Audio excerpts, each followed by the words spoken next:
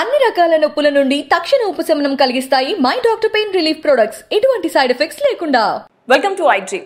తెలంగాణ కాంగ్రెస్ అభ్యర్థుల లిస్ట్ ను ఫైనలైజ్ చేసింది. సో దీనికి సంబంధించి గాంధీ భవన్ లో ఈ రోజు 4 గంటలకు కీలక భేటీ జరగనుంది. ఏదైతే మొత్తం తెలంగాణలో 119 నియోజకవర్గాలకు గాను 1016 అప్లికేషన్స్ వచ్చినట్టుగా తెలుస్తుంది. సో వీటన్నిటికీ సంబంధించి మొత్తం వడపోత అనేది జరిగిన తర్వాత లిస్టు ఫైనల్ కాబోతుంది. మొత్తంగా అధిష్టానం ఆమోదం పొందిన తర్వాత సెప్టెంబర్ మొదటి వారంలో 35 నుంచి 40 మందితో కూడిన ఫస్ట్ లిస్ట్ అనేది తెలంగాణ కాంగ్రెస్ నుంచి బయటకు రాబోతోంది. అయితే కొంతమంది కీలక నేతలు ఉన్నారు.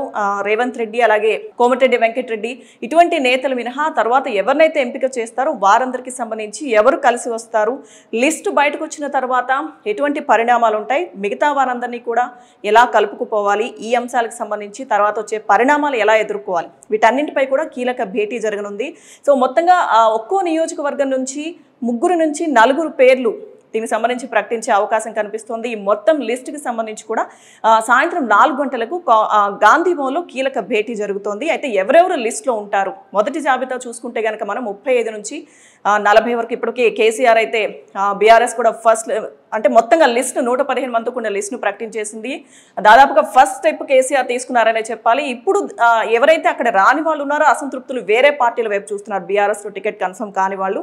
ఇప్పుడు కాంగ్రెస్, తెలంగాణ కాంగ్రెస్ కూడా ఫస్ట్ లిస్టును సెప్టెంబర్ 1st వీక్లో అధిష్టానం ఆమోదం వచ్చిన తరువాత లిస్టును ప్రకటించబోతుంది. మొత్తంగా 35 నుంచి 40 మంది అభ్యర్థుల పేర్లతో ఈ జాబితా రెడీ కాబోతోంది. ఫస్ట్ వీక్లో అది బయటకు వస్తుంది. సో దాని తర్వాత కాంగ్రెస్లో ఎటువంటి పరిణామాలు చోటు చేసుకుంటాయనేది వేచి చూడాలి.